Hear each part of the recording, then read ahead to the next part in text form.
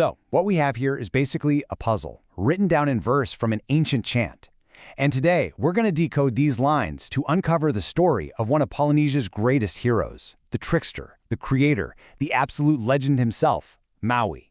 And this is it. This is the ancient chant that's our source for this whole thing.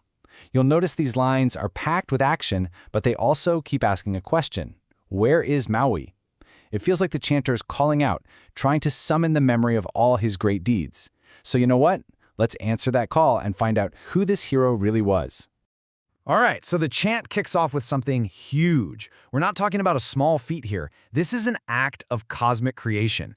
This very first story establishes MAUI as a fundamental shaper of the world, a being with just unimaginable power.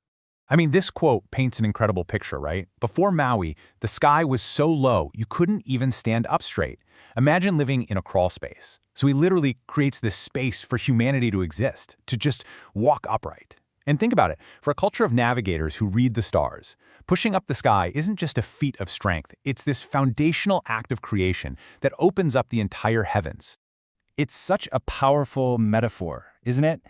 You have to wonder, is it just about creating physical space? Or is it about something more, like creating possibility?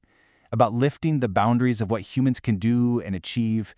The chant really wants us to think about this on a much deeper level. So here's the crucial takeaway. MAUI's very first great act totally defines his primary role. He's a benefactor. He sees this constricted, inhospitable world and uses his incredible strength to make it a real home for all of humanity. And then the chant drops this word, tupa aho. Think of it like a drum beat, a really powerful, dramatic punctuation mark that signals we're shifting from one epic story to the next. So, after literally shaping the cosmos, MAUI gets down to earth. His next set of deeds are all about taming the natural world, transforming it from a dangerous wild place into one that can actually provide for and protect people. So here's where we see MAUI as this master of his environment.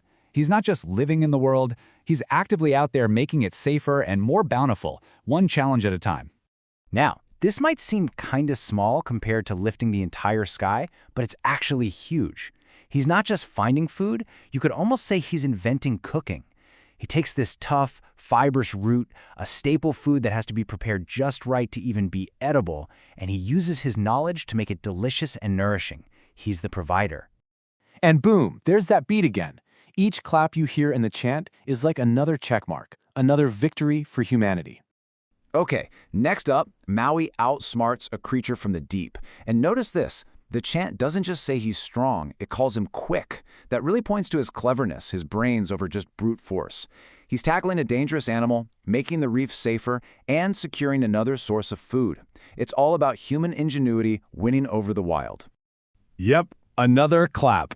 Another challenge met. You could almost feel the rhythm building as his list of accomplishments just keeps growing. Now this one brings his role as a protector right down to the everyday level. He's dealing with the little things that could hurt you while you're just trying to gather food. Stinging sea urchins, prickly plants. These are the practical, real-world acts of a true hero of the people. All right, one last clap for this round of deeds.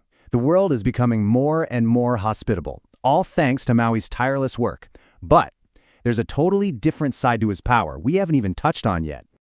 Okay, so up to this point, pretty much everything MAUI's done has been for our benefit, for humanity.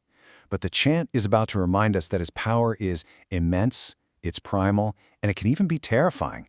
He isn't just a hero who helps people, he is a force of nature. Wow, I mean, just picture that. His power is so immense that a simple turn can cause an earthquake. For people living in a region shaped by volcanoes and tectonic activity, this line gives a name and a face to those terrifying, uncontrollable forces. It adds this whole other dimension of awe, and maybe even a little bit of fear to his character. So what does this tell us? Well, for one, MAUI is not a simple, clear-cut hero. He's complex. He's both a creator and a destroyer, a protector, and a force so powerful it can shake the very foundations of the world. He's basically nature itself, in all its awesome and sometimes scary duality.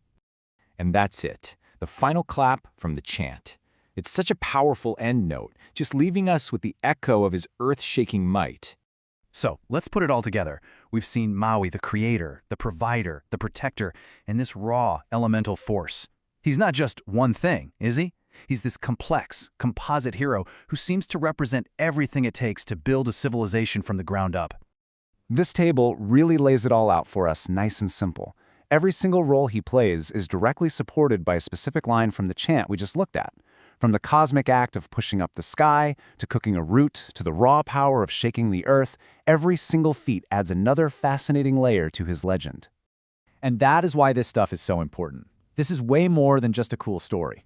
For cultures with rich oral traditions, chants like this are basically history books. They're encyclopedias. They're statements of cultural values all rolled into one. They're a living, breathing connection to the past, preserving the memory of heroes and the worldview of a people. Think about it. We just unpacked a few short lines, and we uncovered this rich, complex portrait of a legendary hero. It really makes you wonder, doesn't it? How many other heroes, how many other incredible foundational stories are just waiting out there to be heard again in the forgotten chants and verses of our shared human history?